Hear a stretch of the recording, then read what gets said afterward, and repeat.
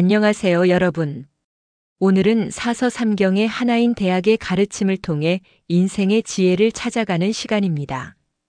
여러분, 우리는 살면서 많은 선택을 합니다. 어떤 선택은 우리를 성공으로 이끌고 어떤 선택은 후회를 남기기도 하죠. 그런데 여러분은 인생에서 내가 정말 올바른 길을 가고 있는가? 라는 질문을 스스로에게 던져본 적이 있으신가요? 오늘 함께 나눌 이야기는 대학에 나오는 한 구절입니다. 도선즉 득지, 불선즉 실지. 즉, 선을 따르면 얻고 선하지 않으면 잃는다. 라는 뜻입니다. 단순한 말 같지만 이 속에는 인생을 살아가는 중요한 법칙이 담겨 있습니다. 오늘은 이 원칙이 우리 삶에서 어떻게 작용하는지, 그리고 어떻게 실천해야 하는지를 깊이 있게 이야기해 보겠습니다. 먼저 제가 오래전 들었던 한 이야기를 들려드리겠습니다. 옛날 어느 마을에 이순재 노인이라는 분이 살고 있었습니다. 그는 평생 정직하게 농사를 지으며 살아왔습니다. 젊은 시절부터 어려운 이웃을 돕고 남에게 피해주지 않으려 노력하며 살았죠. 마을 사람들은 그를 마을의 어른이라고 부르며 존경했습니다. 그러나 세월이 흐르면서 마을에는 변화가 생겼습니다. 이웃들은 점점 자신의 이익만을 생각하기 시작했고 노인의 선한 태도를 세상 물정 모르는 어리숙한 행동이라고 평가하기 시작했습니다. 저렇게 착하게만 살다가는 결국 손해보는 거야. 이런 말을 하며 사람들은 점점 더 자기 이익만을 좇았습니다. 하지만 놀라운 일이 벌어졌습니다. 어느 해 마을에 극심한 가뭄이 찾아왔습니다. 우물은 말라가고 농작물은 타들어갔습니다. 사람들은 저수지에 물을 놓고 다투기 시작했죠. 그때 이순재 노인은 조용히 자신의 물을 나누어 주었습니다. 우리는 함께 살아가는 이웃이야. 다 같이 살 길을 찾아야 하지 않겠나. 사람들은 처음엔 의아해했습니다. 하지만 시간이 지나면서 점차 노인의 행동을 따라 하기 시작했습니다. 결국 마을 사람들은 서로 돕고 물을 나누어 사용하면서 가뭄을 이겨낼 수 있었습니다. 이 일이 있은 후 사람들은 깨달았습니다. 선을 행하면 결국 좋은 결과가 돌아오는구나. 그 후로 마을 사람들은 서로를 더 믿고 의지하게 되었고 마을은 더욱 번성하게 되었습니다. 이순재 노인의 행동은 단순한 선행이 아니었습니다. 그것은 마을을 바꾸는 지혜로운 선택이었던 것입니다. 여러분, 여기서 우리가 깨달아야 할 점이 있습니다. 많은 사람들이 착하게 살면 손해본다고 생각합니다. 하지만 정말 그럴까요? 짧은 순간에는 손해처럼 보일 수 있습니다. 그러나 장기적으로 보면 선한 행동은 반드시 좋은 결과를 가져온다는 것이 역사의 법칙입니다. 이 원칙을 이해하기 위해 조금 더 깊이 들어가 보겠습니다. 우리는 사회 속에서 살아갑니다. 사회는 결국 사람과 사람 사이의 신뢰로 유지됩니다. 만약 우리가 늘 정직하게 행동하고 타인을 배려하며 산다면 주변 사람들은 우리를 신뢰하게 됩니다. 그리고 신뢰는 결국 더 큰 기회를 가져옵니다. 어떤 사람들은 착한 행동을 하면 당장 보상이 와야 한다고 생각합니다. 하지만 선행의 보상은 우리가 생각하지 못한 순간에 뜻밖의 형태로 돌아오는 경우가 많습니다. 예를 들어볼까요? 누군가에게 도움을 줬던 작은 행동이 나중에 내가 어려움에 처했을 때 누군가의 도움으로 돌아오는 경우가 있습니다. 우리는 이것을 인과의 법칙이라고 부릅니다. 이 원칙을 역사 속에서도 찾아볼 수 있습니다. 중국 당나라의 태종 이세민은 신하들의 충언을 기꺼이 받아들이고 백성들에게도 선정을 베풀었습니다. 그는 늘 말했습니다. 내가 선을 따르면 나라는 번영할 것이고 그렇지 않으면 반드시 쇠퇴할 것이다. 그의 현명한 정치 덕분에 당나라는 정관의 치라고 불리는 태평성대를 맞이하게 되었습니다. 우리나라 역사에서도 세종대왕은 백성을 위한 선정을 베풀었고 그 결과 조선이 문화와 학문의 황금기를 맞이하게 되었습니다. 반면 탐욕과 부정으로 나라를 다스렸던 군주들은 결국 나라를 망치고 역사 속에서 사라졌습니다. 여러분, 오늘 이야기에서 얻을 수 있는 교훈은 무엇일까요? 우리는 살면서 매일 선택을 합니다. 남을 배려하는 말 한마디와 정직한 행동, 그리고 신뢰를 지키는 태도 등 이런 작은 실천들이 결국 우리 인생을 좋은 방향으로 이끕니다. 반대로 작은 이득을 위해 거짓을 말하고 남을 속이고 신뢰를 저버리면 언젠가는 반드시 그 대가를 치르게 됩니다. 그렇다면 오늘부터 우리는 어떤 선택을 해야 할까요? 여러분, 선한 길을 선택하면 반드시 얻을 것이 있습니다. 그것은 단순한 물질적인 보상이 아니라 신뢰, 존경, 그리고 평안한 마음입니다. 오늘 하루 도선즉득지, 불선즉실지를 마음에 새기며 살아가 봅시다. 그러면 언젠가 좋은 일이 찾아올 것입니다. 오늘 이야기가 도움이 되었다면 좋아요와 구독 부탁드립니다. 우리는 다음 시간에 또 다른 고전의 지혜를 들고 찾아뵙겠습니다. 감사합니다. 안녕하세요, 여러분. 오늘도 고전의 지혜를 통해 삶의 교훈을 배우는 시간입니다. 우리는 살면서 수많은 선택을 합니다. 그리고 때로는 어려운 상황 속에서 내가 해야 하나 아니면 다른 누군가가 하겠지 하고 망설일 때가 있죠. 하지만 오늘 함께 이야기할 맹자의 가르침은 우리에게 이렇게 말합니다. 당금짓의 사하기수야. 지금 이 세상에서 나 말고 누가 이 일을 맡을 것인가? 맹자는 이 말을 통해 무엇을 강조하고 싶었던 걸까요? 오늘은 이 한마디가 가진 깊은 의미를 살펴보고 우리의 삶에 어떻게 적용할 수 있을지 이야기해 보겠습니다. 맹자는 전국시대를 살았습니다. 당시 중국은 여러 나라가 서로 싸우며 혼란의 시대를 겪고 있었죠. 이런 시대에 맹자는 강한 신념을 가지고 있었습니다. 그는 도덕과 인의를 중시하며 군주들이 올바른 정치를 하도록 가르치려 했습니다. 어느 날 맹자는 한 군주에게 조언을 하면서 이렇게 말했습니다. 지금 이 나라를 올바르게 다스릴 사람이 필요합니다. 그런데 만약 나 같은 사람이 나서지 않는다면 과연 누가 이 일을 할 수 있겠습니까? 그는 책임을 회피하지 않는 태도를 강조했습니다. 이 말 속에는 중요한 메시지가 담겨 있습니다. 바로 필요한 일이 있다면 내가 먼저 나서야 한다는 것입니다. 이러한 맹자의 신념은 단순한 개인적 다짐을 넘어 한 시대를 움직이는 철학이었습니다. 그는 도덕과 인의를 바탕으로 한 정치가 백성을 안정시키고 결국 나라를 번영하게 한다고 믿었습니다.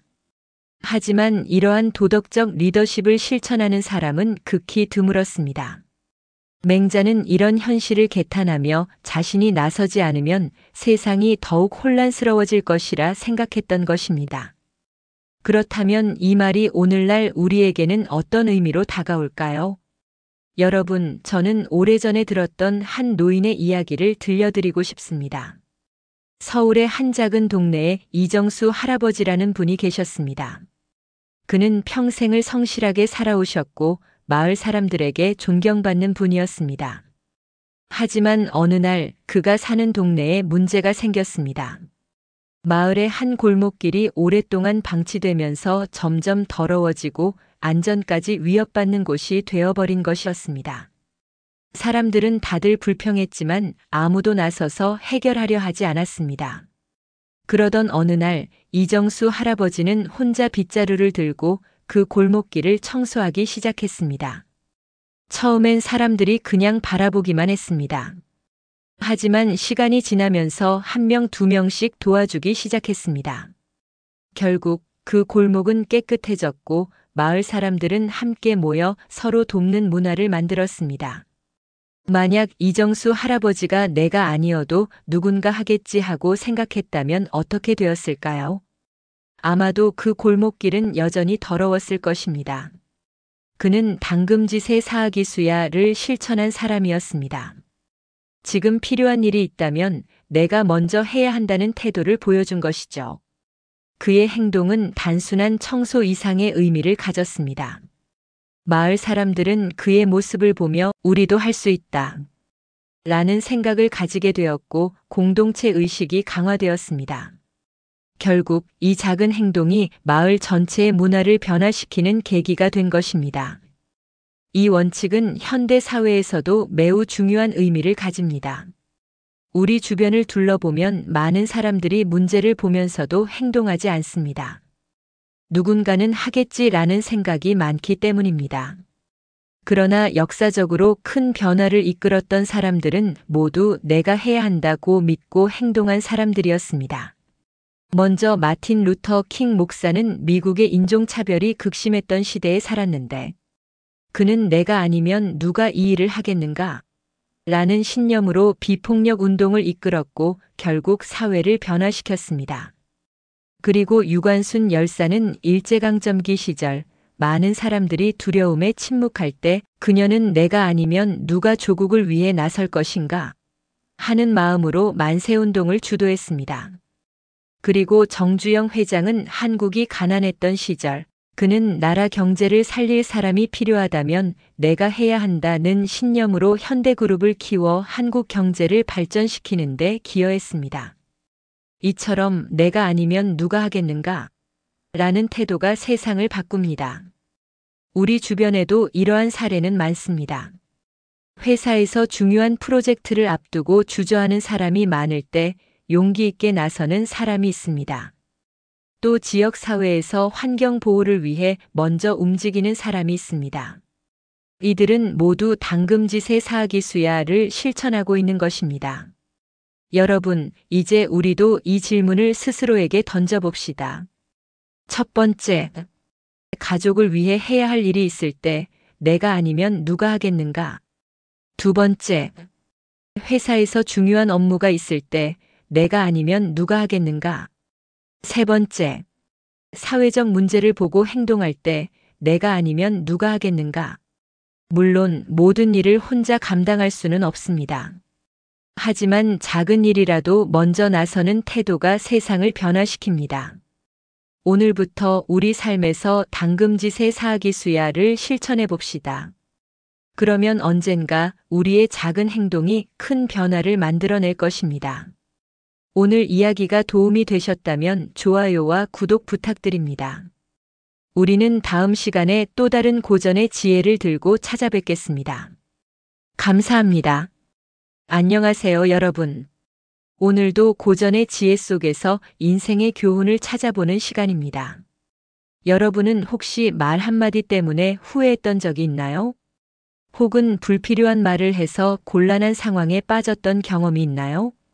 우리는 살면서 수많은 말을 하지만 그중 어떤 말은 관계를 망치고 어떤 말은 불필요한 오해를 낳기도 합니다.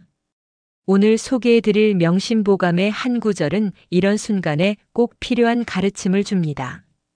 유해왈 엄부중리 불여불언. 유해가 말했다. 말이 이치에 맞지 않으면 말하지 않는 것만 못하다. 이 말 속에는 우리가 살아가면서 꼭 새겨야 할 중요한 교훈이 담겨 있습니다.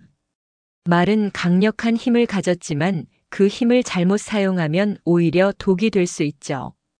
오늘은 이 구절이 우리 삶에서 어떤 의미를 갖는지 그리고 어떻게 실천할 수 있을지 이야기해 보겠습니다. 먼저 재미있는 우화 하나를 들려드리겠습니다. 옛날 어느 마을에 장삼이라는 사람이 있었습니다. 그는 말을 빠르게 잘하는 것으로 유명했지만 항상 깊이 생각하지 않고 말하는 습관이 있었습니다. 어느 날 마을 사람들이 다 함께 논밭을 정리하는 일을 하고 있었는데 장삼이 한 노인을 보고 이렇게 말했습니다. 어르신, 이제 연세도 많으신데 이런 일은 젊은 사람들에게 맡기시지요. 괜히 힘만 빼시다가 병이라도 나면 어쩌시겠습니까? 사람들은 순간 조용해졌고 노인의 얼굴이 굳어졌습니다. 노인은 속상한 마음에 일을 그만두고 돌아가 버렸습니다. 사실 노인은 힘들더라도 마을 사람들과 함께하는 것이 즐거웠던 것이었죠. 그 후로 장삼은 마을에서 남의 기분을 고려하지 않는 사람이라는 평판을 얻게 되었습니다. 그는 말 한마디로 인해 신뢰를 잃어버렸던 것이죠. 이처럼 말이 이치에 맞지 않고 남에게 상처를 줄 때는 차라리 침묵하는 것이 낫다는 것을 이 이야기에서 배울 수 있습니다. 이 원칙은 현대 사회에서도 매우 중요합니다. 우리가 살아가면서 말 때문에 불편한 상황을 겪는 경우가 얼마나 많습니까? 한 직원이 회의 중에 깊이 생각하지 않고 동료의 아이디어를 "그건 별로인데요?" 라고 부정적인 말로 평가합니다. 그는 자신의 의견을 말했을 뿐이지만 상대방은 기분이 상하고 협업이 어려워집니다. 이럴 때는 "그 아이디어는 이런 식으로 발전시켜 보면 어떨까요? 같은 말로 바꿨다면 훨씬 더 나은 결과가 있었겠죠. 배우자가 힘든 하루를 보내고 집에 들어왔을 때 무심코 "왜 그렇게 피곤해 보여? 라고 묻는다면 상대방은 더 지칠 수 있습니다. 대신 "오늘 힘들었지? 좀 쉬어. 라고 말하면 훨씬 따뜻한 분위기가 만들어집니다. SNS나 인터넷 댓글창에서 누군가를 함부로 비판하는 글을 본 적이 있나요? 사실을 제대로 알지도 못한 채 누군가를 비난하는 말은 큰 상처가 될 수 있습니다. 한번 뱉어진 말은 다시 주워 담을 수 없기에 우리는 온라인에서도 신중해야 합니다. 이처럼 불필요한 말이나 남을 상처 주는 말은 하지 않는 것이 더 낫습니다. 그렇다면 우리는 언제 침묵하는 것이 더 현명할까요? 화가 나거나 흥분했을 때는 말을 삼가는 것이 좋습니다. 감정적으로 내뱉은 말은 나중에 후회할 가능성이 큽니다. 확인되지 않은 소문을 퍼뜨리는 것은 오해를 만들고 사람들에게 상처를 줄 수 있습니다. 말을 하기 전에 반드시 사실을 확인하는 습관을 가지는 것이 중요합니다. 상대방의 기분을 고려하지 않은 말은 관계를 망칠 수 있습니다. 말하기 전에 "이 말을 들으면 상대방이 기분이 좋을까?" 를 한 번 더 생각해 보세요. 비판은 쉽습니다. 하지만 해결책 없이 비난만 하는 것은 문제를 해결하는데 아무런 도움이 되지 않습니다. 문제를 지적하기 전에 대안을 함께 제시하는 태도가 필요합니다. 우리는 매일 수많은 말을 하며 살아갑니다. 하지만 모든 말을 할 필요는 없습니다. 때로는 침묵이 더 큰 가치를 가질 수도 있습니다. 오늘부터 한번 실천해 보세요. 첫 번째, 말하기 전에 한 번 더 생각하기입니다. 이 말이 꼭 필요한지, 이치에 맞는지 고민해 봐야겠습니다. 두 번째, 감정적으로 말하지 않기입니다. 흥분했을 때는 한 템포 쉬고 말하는 게 꼭 필요합니다. 세 번째, 상대방을 배려하기입니다. 내 말이 듣는 사람에게 어떤 영향을 줄지 고려해 봐야겠습니다. 네 번째, 불필요한 논쟁 피하기입니다. 상대를 이기기 위한 말싸움은 결국 관계를 해칠 뿐입니다. 다섯 번째, 긍정적인 말 습관 들이기입니다. 같은 말이라도 부드럽게 표현하면 효과가 훨씬 좋아집니다. 이 작은 변화가 여러분의 삶을 더욱 풍요롭게 만들어줄 것입니다.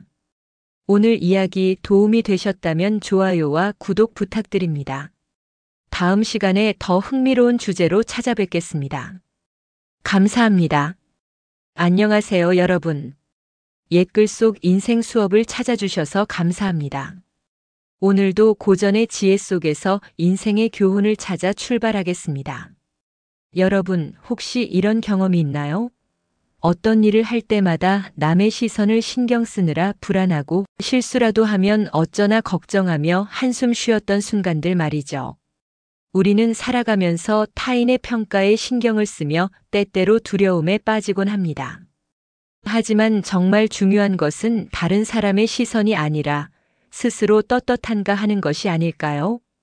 오늘 함께 나눌 구절은 바로 공자의 말씀입니다.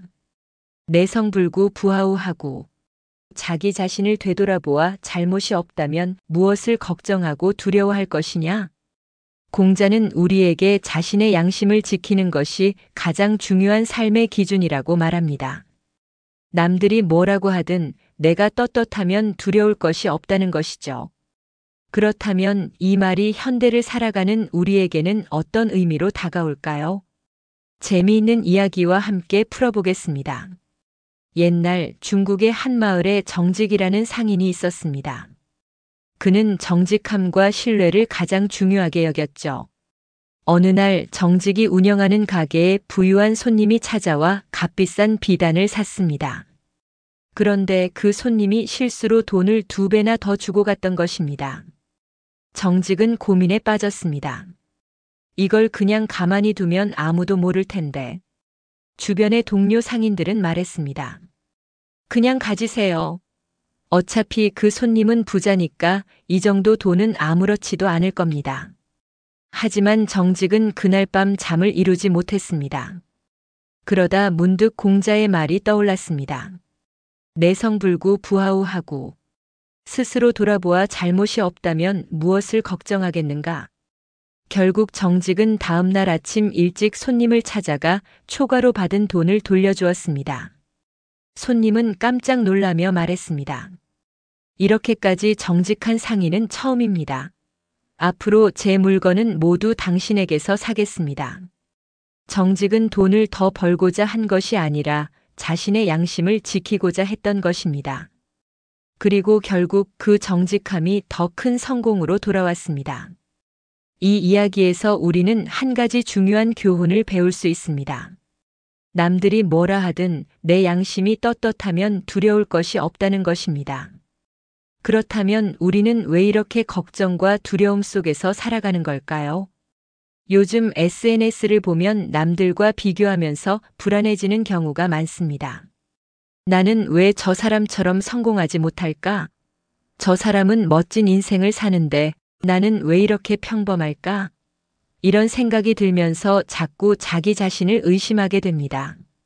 어떤 일을 할 때 실수하면 안 된다고 생각하며 지나치게 걱정하는 경우도 많습니다. 하지만 공자는 말합니다. 스스로 옳다고 믿는 길을 가고 있다면 실수해도 괜찮다. 남들의 평가에 휘둘릴 필요가 없다. 때로는 자기 반성을 하지 않고 계속 남의 탓을 하기도 합니다. 그러나 내가 정말 최선을 다했는지, 내 양심에 부끄러운 점은 없는지 돌아보는 것이 훨씬 더 중요합니다.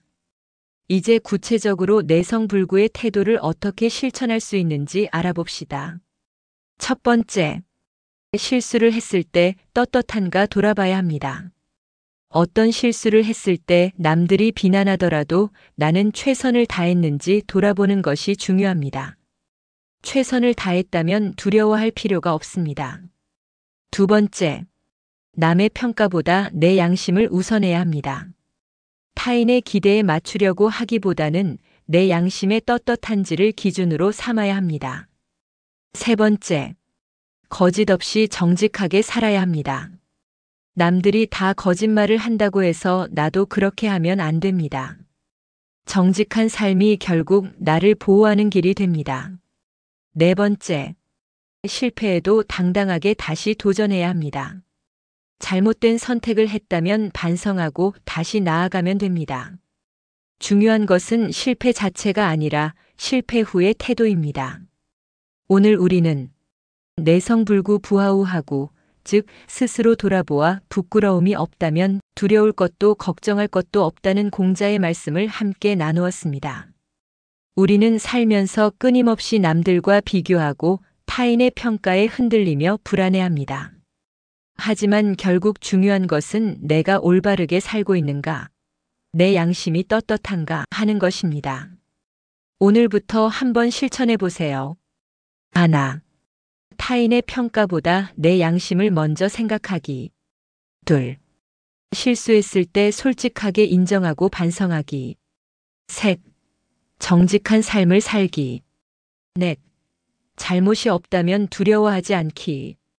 다섯, 남의 시선보다 자기 성찰을 더 중요하게 여기기입니다. 이러한 태도가 쌓이면 우리는 걱정과 두려움에서 자유로워질 수 있습니다. 오늘 이야기 도움이 되셨다면 좋아요와 구독 부탁드립니다. 다음 시간에 더 흥미로운 주제로 찾아뵙겠습니다. 감사합니다. 안녕하세요, 여러분. 오늘도 옛글 속 인생 수업을 찾아주셔서 감사합니다. 지금부터 고전의 지혜 속에서 인생의 교훈을 찾아 출발하도록 하겠습니다. 여러분, 혹시 게임을 할 때 전략을 세워야 하는 순간을 겪어보셨나요? 상대가 내 의도를 알면 불리해질 수 있기 때문에 때로는 속임수를 쓰거나 허를 찌르는 전술이 필요합니다. 전쟁에서는 더욱 그렇습니다. 속임수 없이 이기는 싸움은 없다는 말이 있을 정도니까요. 오늘 함께 나눌 구절은 손자병법의 핵심 교훈 중 하나입니다. 병자 궤도야 고능이시지 불능 용이시지 불용 근이시지 원이시지 근. 전쟁이란 속임수다. 능력이 있어도 없는 것처럼 보이고 병력을 사용할 때는 쓰지 않는 것처럼 하며 가까운 곳을 멀리 있는 것처럼 먼 곳을 가까이 있는 것처럼 보여야 한다. 이 말은 단순히 전쟁에만 적용되는 것이 아닙니다. 경쟁이 치열한 현대 사회에서도 전략과 기만은 중요한 요소가 됩니다. 그럼 위나라의 한 역사적 사건을 통해 손자의 전략을 자세히 살펴보겠습니다. 중국 삼국시대 위나라 명제의 사후에 어린 태자 조방이 왕위에 올랐습니다. 그러나 실권은 권신 조상이 쥐고 있었습니다. 그가 권력을 마음대로 휘두르자 명장 사마이는 조용히 물러나 있는 척했습니다. 조상은 사마이를 의심하며 그의 동태를 살폈습니다. 그러던 어느 날 조상의 신복인 이승이 사마이를 찾아갔습니다. 하지만 사마이는 갑자기 병든 노인처럼 행동하며 말도 제대로 하지 못하는 척했습니다. 어디라고 하셨습니까? 정주인가요? 아닙니다. 형주입니다. 형주. 아, 그래요? 정주에서도 건강 잘 챙기세요. 이승은 사마이를 완전히 늙고 무능한 노인으로 판단했고 돌아가 조상에게 보고했습니다. 사마이는 이제 얼마 못 살 것 같습니다. 더 이상 경계할 필요가 없습니다. 조상은 안심하고 사마이를 더 이상 감시하지 않았습니다. 그러나 그것이 바로 사마이의 전략이었습니다. 서기 249년 사마이는 기회를 틈타 쿠데타를 일으켰고 조상을 제거하며 권력을 장악했습니다. 그는 속으로는 모든 준비를 끝내고도 겉으로는 약하고 무력한 척하며 상대를 방심하게 만든 것입니다. 사마이의 이야기는 단순한 역사적 사례가 아닙니다. 현대 사회에서도 이런 전략은 필수적입니다. 첫 번째, 비즈니스에서도 전략적인 속임수가 필요하기도 합니다. 경쟁 회사가 신제품을 출시하려고 할 때 일부 기업들은 의도적으로 잘못된 정보를 흘려 혼란을 유도하기도 합니다. 또한 일부 기업은 준비가 끝난 상태에서도 시장을 탐색하며 경쟁사가 방심할 때까지 기다리는 전략을 씁니다. 두 번째, 스포츠와 게임에서도 전략적인 기만이 필요로 합니다. 축구 경기에서 선수들이 가짜 패스를 하거나 체스 경기에서 일부러 수를 늦추어 상대를 방심시키는 것처럼 게임에서도 손자의 원리는 그대로 적용됩니다. 세 번째, 직장 생활에서도 전략적인 처세술이 필요로 합니다. 직장에서 자신의 능력을 과시하는 것보다 때로는 겸손하게 행동하는 것이 더 좋은 결과를 가져올 수 있습니다. 지나치게 능력을 드러내면 시기와 견제를 받을 수 있기 때문입니다. 그렇다면 우리는 손자의 가르침을 어떻게 활용할 수 있을까요? 하나, 능력이 있어도 과시해서는 안 됩니다. 사람들은 자신이 가진 능력을 인정받고 싶어 하지만 때때로 겸손함이 더 큰 이점을 줍니다. 필요할 때 능력을 발휘하는 것이 더 강한 인상을 남깁니다. 둘, 상대가 방심하도록 유도해야 합니다. 급하게 움직이기보다 상대를 속이고 허점을 보이도록 유도하는 것이 더 현명한 전략이 될 수 있습니다. 셋, 가까운 것을 멀리 보이게 하고 멀리 있는 것을 가까이 보이게 해야 합니다.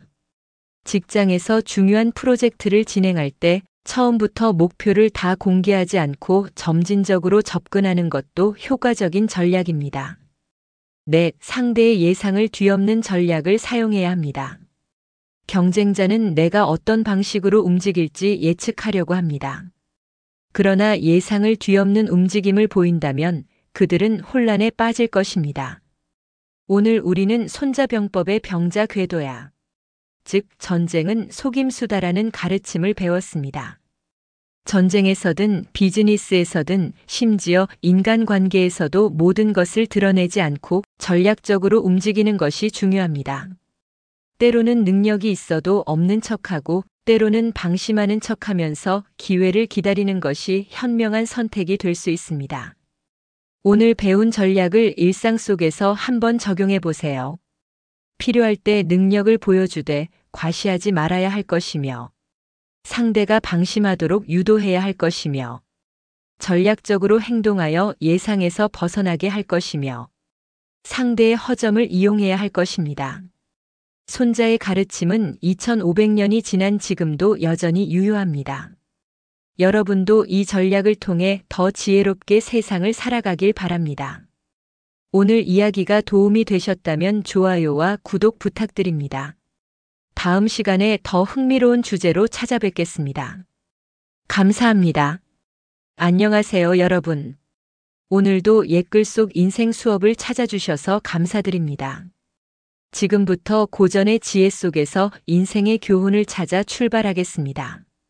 여러분은 혹시 자신의 외모나 신체적인 특징이 남들과 다를 때 불편함을 느껴본 적이 있나요? 손가락이 다른 사람과 다르게 생겼다면 우리는 그것을 즉시 인식하고 불편해할 것입니다. 그런데 우리의 마음이 남보다 부족하다면 어떨까요? 우리는 그것을 쉽게 깨닫지 못하고 심지어 무관심하게 넘겨버리곤 합니다. 오늘 함께 나눌 구절은 맹자의 가르침 중 하나입니다.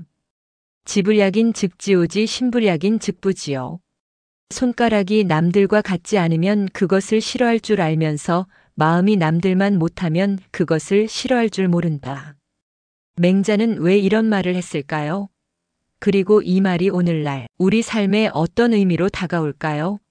재미있는 이야기와 함께 풀어보겠습니다. 옛날 어느 마을에 정직한 형과 교활한 동생이 있었습니다. 형은 늘 양심을 지키며 살아갔고 동생은 돈과 권력을 위해 수단과 방법을 가리지 않았습니다.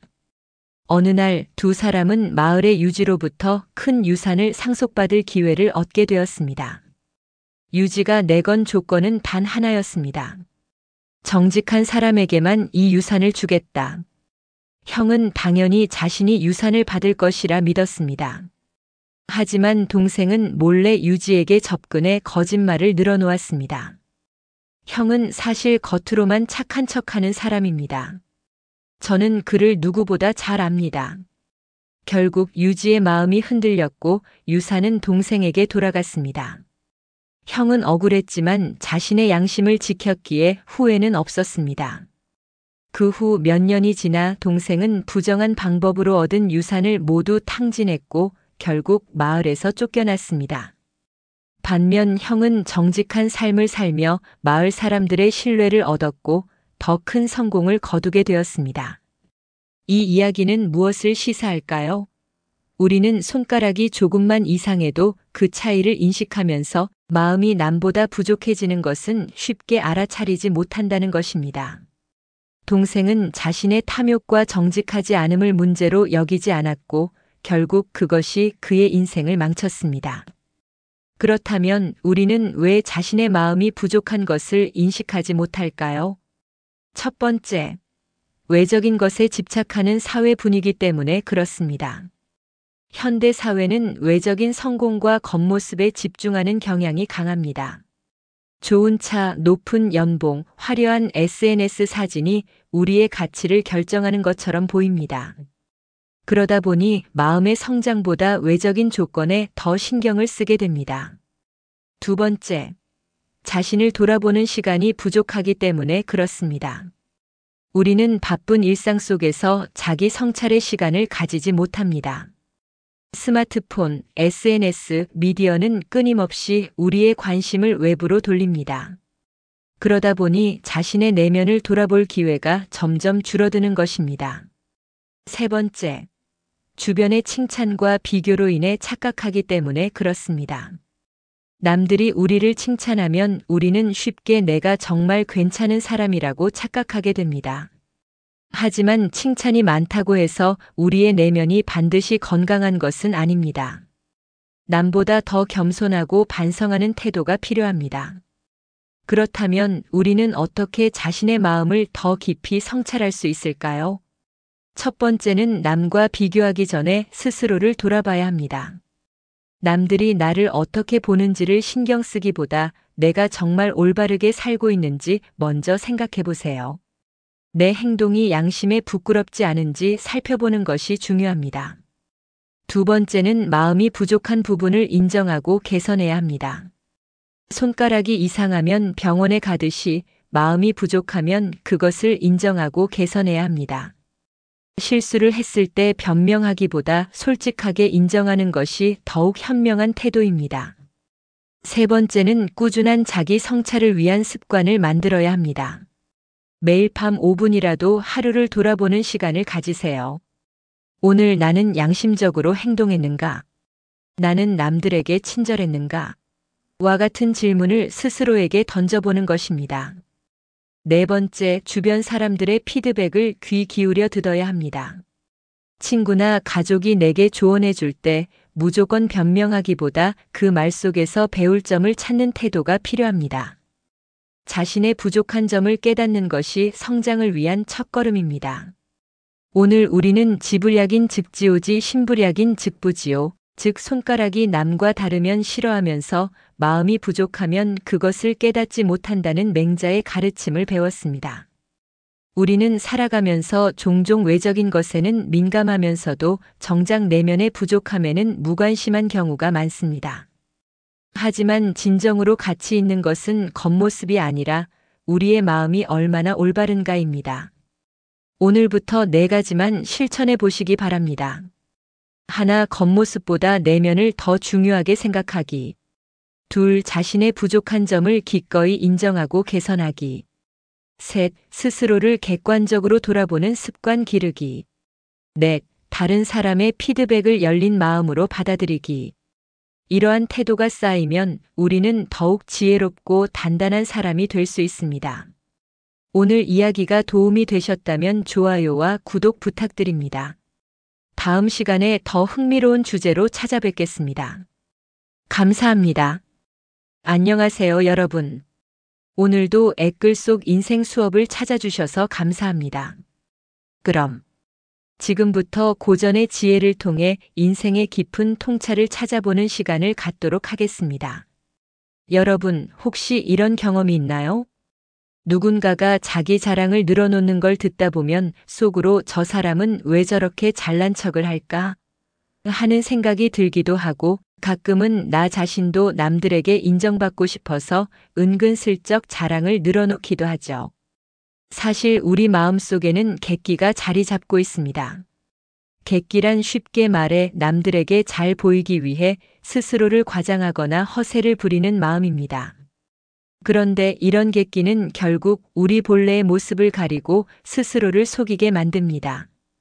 오늘 함께 살펴볼 구절은 책은담에서 나오는 이야기입니다. 금고망우 무비객기 항복득 객기야 이후정기신 정욕의식 진속맘심 소살등 망심진 이후진심현. 뽐내고 오만한 것 중 객기가 아닌 것이 없으므로 객기를 물리친 뒤에야 바른 기운이 자랄 수 있다. 욕망과 사사로운 탐닉은 모두가 망상이므로 이런 마음을 물리친 뒤에야 진심이 나타나게 된다. 즉 허세를 버려야 바른 마음이 생기고 욕망과 착각을 없애야 진정한 내면을 찾을 수 있다는 것입니다. 그럼 이 가르침이 실제로 어떻게 적용되는지 재미있는 이야기를 통해 살펴보겠습니다. 옛날 중국 한나라 때의 이야기입니다. 한 고조 유방이 나라를 세운 후 자신을 도와준 공신들에게 상을 내렸습니다. 그런데 한 공신이었던 팽월이라는 장수가 문제였습니다. 팽월은 큰 공을 세웠지만 너무 교만한 태도를 보이며 왕에게 점점 불충한 모습을 보였습니다. 그는 스스로를 대단한 장수라고 여겼고 다른 이들 앞에서 지나치게 자랑을 늘어놓았습니다. 한나라의 여후, 곧 유방의 황후는 팽월을 경계했습니다. 결국 그녀는 유방에게 이렇게 말했습니다.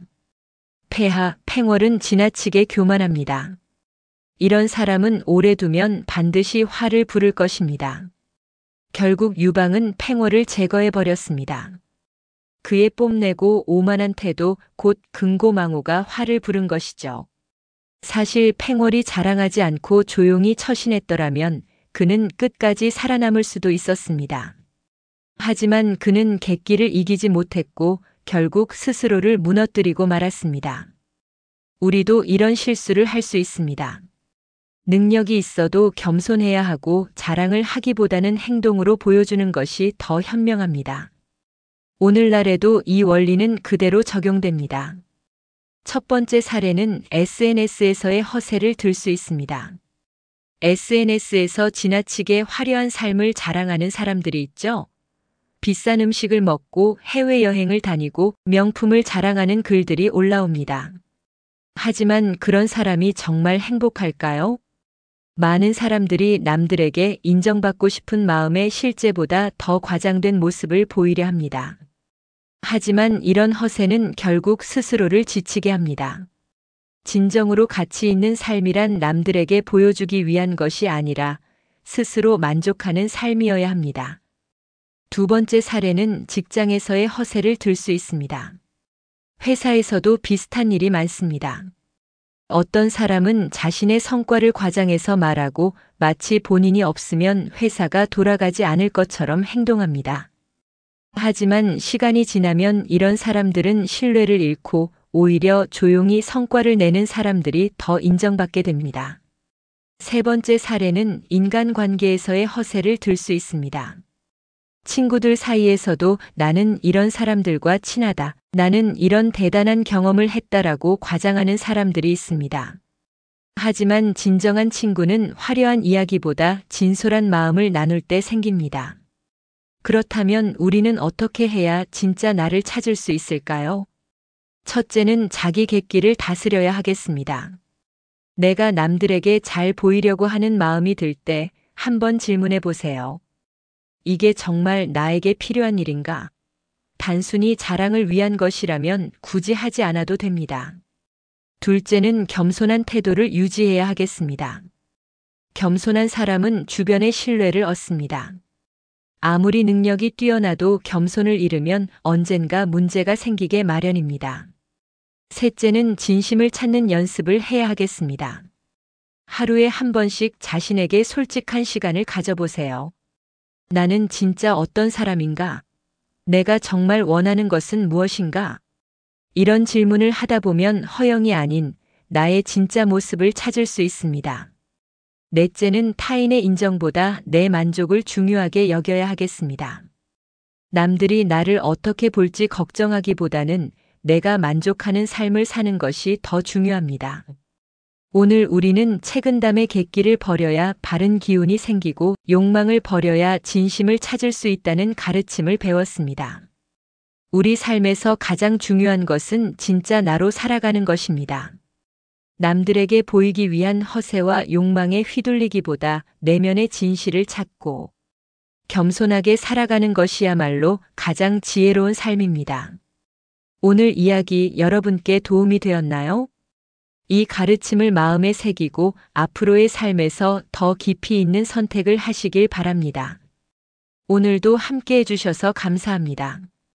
다음에 더 좋은 이야기로 찾아뵙겠습니다. 감사합니다. 여러분 안녕하세요. 오늘도 옛글 속 인생 수업을 찾아주셔서 감사합니다. 그럼 지금부터 고전의 지혜를 통해 인생의 깊은 통찰을 찾아 출발하겠습니다. 여러분은 혹시 이런 사람을 본 적이 있나요? 겉으로는 점잖고 말투도 예의 바른데 막상 가까이 지내다 보면 속마음은 다르고 위선적인 사람들 말이죠. 반면 겉으로는 가벼워 보이지만 진심이 담긴 행동을 하는 사람도 있습니다. 그렇다면 진정한 군자는 어떤 모습일까요? 오늘 함께 살펴볼 구절은 논어에서 나오는 이야기입니다. 논독시어 군자자호 색장자호. 이 구절의 내용은 진지함이 있으면 군자일까? 아니면 겉모습이 위험 있는 자일까? 라는 뜻입니다. 즉, 진정한 군자는 겉모습만 번듯한 사람이 아니라 그 마음이 진실한 사람이라는 뜻입니다. 과연 공자는 어떤 의미에서 이런 말씀을 했을까요? 이 가르침이 실제로 어떻게 적용되는지 재미있는 이야기를 통해 살펴보겠습니다. 옛날 중국 춘추 전국 시대 진나라에는 도안꼬라는 왕이 있었습니다. 그는 겉으로는 굉장히 위엄 있고 품격 있는 모습을 유지하며 신하들에게도 엄격한 태도를 보였습니다. 그의 의복은 항상 단정했고 말투도 점잖았으며 회의 때마다 근엄한 표정을 지었습니다. 하지만 그의 진짜 속마음은 달랐습니다. 그는 백성들의 고통에는 무관심했고 신하들의 직언을 귀찮아하며 듣기 싫은 말은 무시했습니다. 오로지 자신의 권위를 유지하는 데만 신경을 썼던 것이죠. 어느 날 한 신하가 도안꼬에게 이렇게 말했습니다. 폐하, 군자는 외모가 아닌 마음가짐이 중요합니다. 백성을 진심으로 위하셔야 합니다. 하지만 도안꼬는 이렇게 대답했습니다. 나는 왕으로서 위엄을 갖추고 있다. 신하들과 백성들이 나를 두려워하는 것이 곧 다스림이다. 결국 그의 나라는 점점 무너져 갔습니다. 백성들은 그를 존경하지 않았고 신하들조차 진심으로 따르지 않았습니다. 결국 그는 반란에 의해 쫓겨나 비참한 최후를 맞이했습니다. 그는 색장, 즉 겉모습만 근엄했던 사람이었지 진정한 군자는 아니었습니다. 이처럼 외형적인 위엄보다 중요한 것은 내면의 진실함입니다. 오늘날에도 이 원리는 그대로 적용이 되고 있습니다. 첫 번째, 직장에서도 군자와 위선자가 있습니다. 어떤 사람은 회의 때마다 점잖은 태도를 유지하고 무게 있는 목소리로 이야기하며 겉으로는 굉장히 신뢰감을 주는 듯 보입니다. 하지만 막상 일이 생기면 책임을 회피하고 팀원들의 공을 가로채며 위선적인 모습을 보이기도 합니다. 반면 겉으로는 가벼워 보이지만 책임감 있게 행동하고 팀원들을 챙기는 사람이 있습니다. 이런 사람이 진정한 군자인 것이죠. 두 번째, SNS에서의 허울뿐인 위험이 존재하고 있습니다. 요즘 SNS를 보면 성공한 삶을 사는 듯한 사진과 멋진 글귀로 가득한 계정들이 많습니다. 하지만 정작 그들의 현실을 보면 허울뿐인 경우도 많죠. 중요한 것은 보여지는 모습이 아니라 실제로 어떤 삶을 살고 있는가입니다. 세 번째, 인간관계에서는 진정성이 최고의 덕목입니다. 누군가는 항상 진지한 척, 대단한 사람인 척하지만 정작 어려운 순간에는 도와주지 않습니다. 반면 가벼운 농담을 자주 던지는 사람이라도 진심 어린 조언과 도움을 아끼지 않는 경우가 있습니다. 이런 사람이야말로 진짜 믿을 만한 사람이 아닐까요? 그렇다면 우리는 어떻게 해야 진정한 군자가 될 수 있을까요?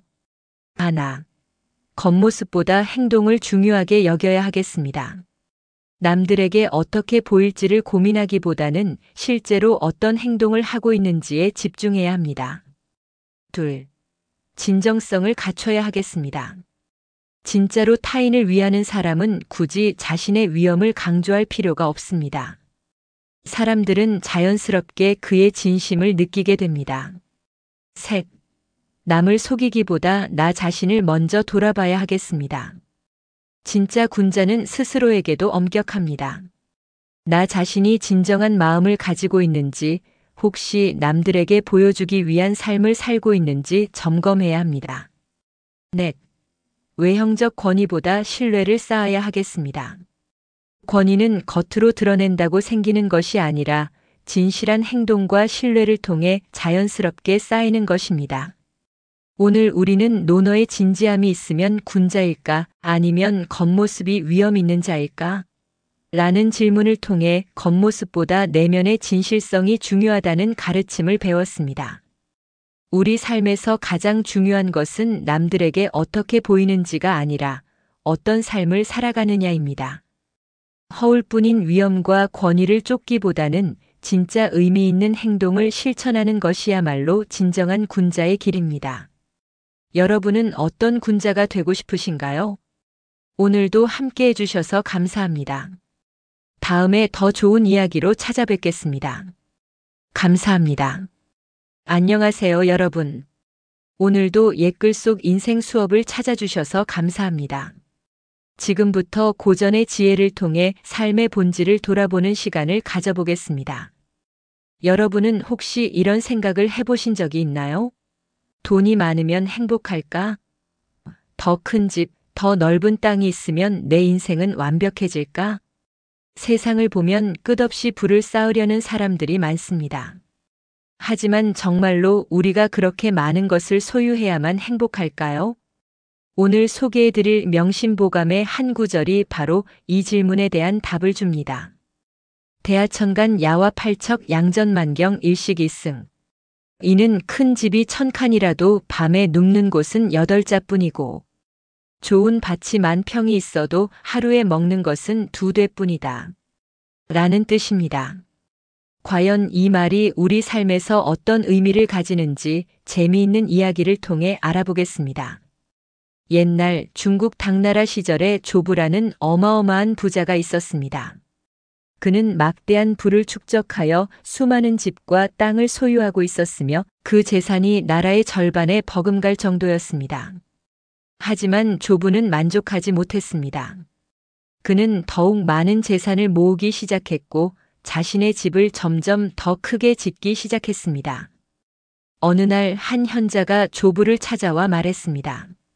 당신은 지금 충분히 부유하지 않소? 왜 더 많은 재산을 원하시오?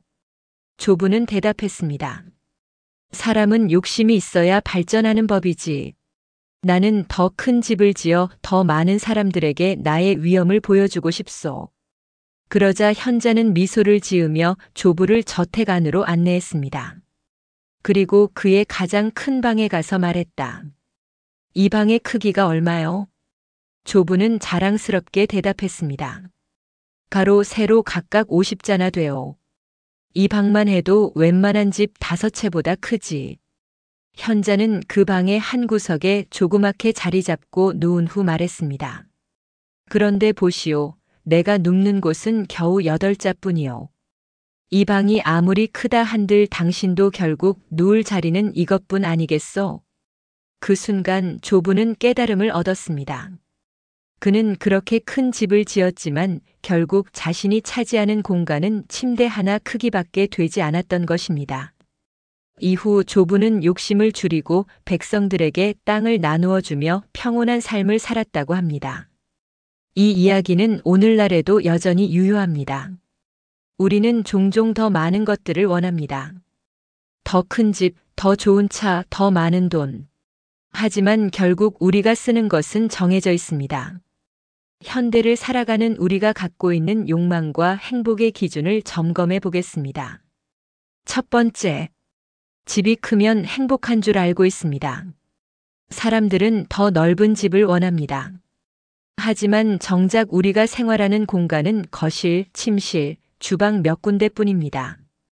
집이 아무리 커도 우리가 잠을 자는 공간은 결국 침대 하나 크기에 불과하죠. 두 번째, 좋은 음식을 많이 사두면 행복한 줄 알고 있습니다. 좋은 음식이 많아도 우리가 하루에 먹을 수 있는 양은 정해져 있습니다. 아무리 많은 음식을 사두어도 우리의 위장은 하루 3끼 이상을 버텨주지 못합니다. 세 번째, 끝없는 소비가 행복한 줄 알고 있습니다. 어떤 사람들은 더 좋은 옷을 사야만 만족하고 최신 전자제품을 써야만 기분이 좋아진다고 생각합니다. 하지만 시간이 지나면 그것들도 결국 흔해지고 또다시 새로운 것을 원하게 됩니다. 이 끝없는 욕망의 사이클을 멈추지 않는 한 우리는 영원히 만족할 수 없습니다. 그렇다면 우리는 어떻게 하면 욕심에서 벗어나 더 의미 있는 삶을 살 수 있을까요? 첫째, 자신이 진정으로 필요한 것이 무엇인지 생각해 봐야 하겠습니다. 정말로 더 큰 집이 필요할까요? 혹은 더 비싼 차가 필요할까요? 많은 경우 우리가 원하는 것은 단지 남들과 비교하기 위해서일 뿐입니다. 둘째, 현재 가진 것에 감사한 마음을 가져야 하겠습니다. 행복은 많은 것을 소유하는 데서 오는 것이 아니라 현재 가진 것에 만족하는 데서 옵니다. 우리가 매일 편히 잘 곳이 있고 먹을 수 있는 음식이 있다면 이미 충분한 것입니다. 셋째, 단순한 삶이 주는 평온함을 경험해 봐야 하겠습니다. 불필요한 소비를 줄이고 정말로 가치 있는 것에 집중하면 삶은 훨씬 가벼워집니다. 과도한 물건과 불필요한 걱정에서 벗어나면 진정한 평온을 얻을 수 있습니다. 넷째, 자신보다 어려운 사람들을 도와야 하겠습니다. 자신의 것을 조금 나누어 주는 것만으로도 큰 행복을 느낄 수 있습니다. 내가 가진 것이 많든 적든 그것을 나누는 순간 우리는 더 풍요로워집니다. 명심보감의 큰 집이 1000칸이라도 밤에 눕는 곳은 8자뿐이고 좋은 밭이 10,000평이 있어도 하루에 먹는 것은 2대뿐이다라는 가르침은 우리에게 중요한 깨달음을 줍니다. 우리가 살아가는 데 필요한 것은 그리 많지 않습니다. 하지만 세상은 우리에게 더 많이 가져야 한다고 말하죠. 중요한 것은 내가 정말로 원하는 것이 무엇인지, 그리고 내가 가진 것에 만족할 수 있는지입니다. 지금 여러분이 가지고 있는 것들을 돌아보세요.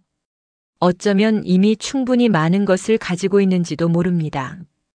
오늘도 함께 해주셔서 감사합니다. 다음에 더 깊은 이야기로 찾아뵙겠습니다.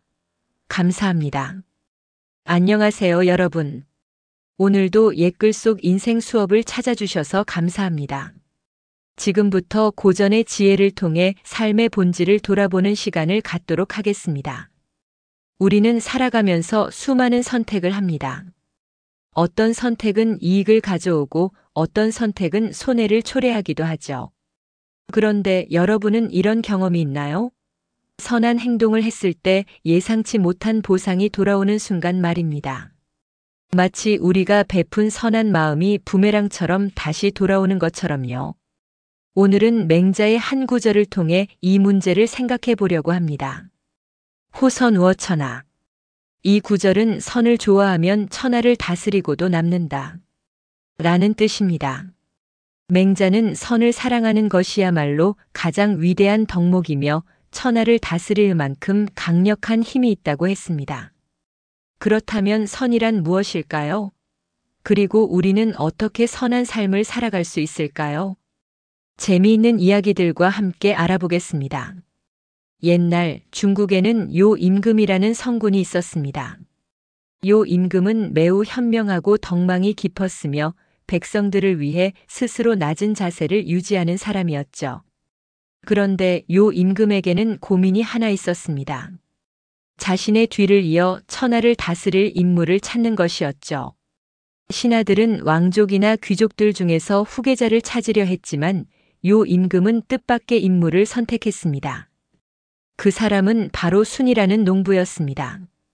순은 가난한 집안에서 태어나 어려운 환경에서 자랐지만 그의 마음에는 선함이 가득했습니다. 그는 부모에게 극진한 효를 다했으며 주변 사람들에게도 늘 친절했습니다. 가족들은 그를 괴롭히고 멸시했지만 순은 끝까지 그들을 원망하지 않았습니다. 오히려 더 큰 사랑으로 감쌌죠. 요 임금은 순의 이런 모습을 보고 생각했습니다. 이 사람이라면 비록 왕족이 아니더라도 백성을 사랑하며 천하를 바르게 다스릴 수 있겠구나. 그래서 그는 순에게 자신의 자리를 물려주었고 순은 요 임금의 뜻을 이어받아 더 넓은 사랑과 선한 마음으로 천하를 다스렸습니다. 그의 다스림 아래 백성들은 모두 평화롭게 살았으며 나라는 번성했습니다. 이 이야기는 선한 마음을 가지고 있다면 비록 출신이 낮더라도 천하를 다스릴 수 있다는 맹자의 가르침과 일맥상통합니다. 고전 속 이야기만이 아니라 현대 사회에서도 이 원칙은 여전히 유효합니다. 미국에는 유명한 기업가 존 헌츠맨이 있었습니다. 그는 어린 시절 가난한 농가에서 태어났지만 정직과 신뢰를 바탕으로 사업을 일구었습니다. 하지만 그는 단순히 돈을 버는 것이 아니라 그 부를 사회에 환원하는 것이 더 중요하다고 믿었습니다.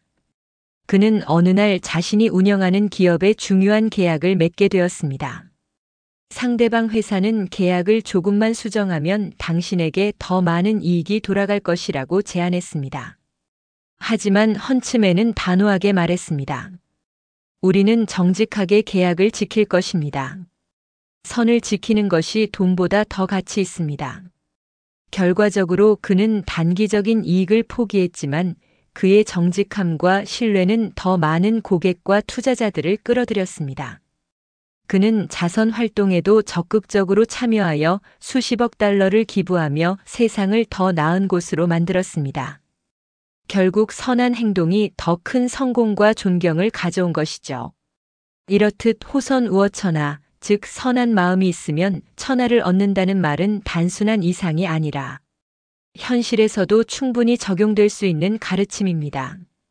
그렇다면 우리는 어떻게 선한 삶을 살아갈 수 있을까요? 우리가 실천할 수 있는 몇 가지 방법을 제시해 보겠습니다. 첫 번째, 작은 친절이 큰 변화를 만든다는 것입니다. 길에서 무거운 짐을 들고 있는 어르신을 도와드리는 것, 동료에게 따뜻한 한마디를 건네는 것. 이런 작은 친절이 사람들의 마음을 움직이고 사회를 더 따뜻하게 만듭니다. 두 번째, 정직과 신뢰를 지켜야 한다는 것입니다. 어떤 상황에서도 거짓을 피하고 정직한 태도를 유지하는 것이 중요합니다. 신뢰를 쌓는 것은 시간이 걸리지만 그것이야말로 우리가 성공을 이루는 가장 확실한 길입니다. 세 번째, 자신의 이익보다 공동체의 이익을 먼저 생각해야 한다는 것입니다. 회사를 운영하거나 조직을 이끌 때 단기적인 이익보다 장기적으로 모두에게 유익한 방향을 선택하는 것이 필요합니다. 선한 결정은 결국 더 큰 성공으로 돌아옵니다.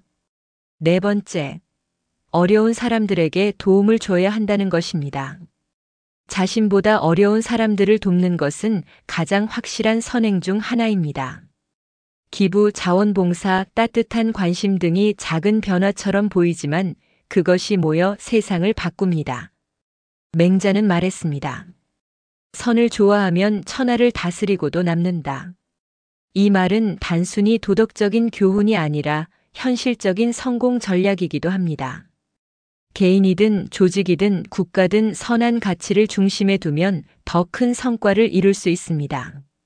선은 우리를 성장시키고 주변을 변화시키며 결국 세상을 더 나은 곳으로 만듭니다. 여러분도 오늘 작은 선행 하나부터 시작해보는 것은 어떨까요? 어쩌면 그것이 여러분의 삶을 놀랍도록 바꿔놓을지도 모릅니다. 오늘도 함께 해주셔서 감사합니다. 다음 시간에도 더 깊은 이야기로 찾아뵙겠습니다.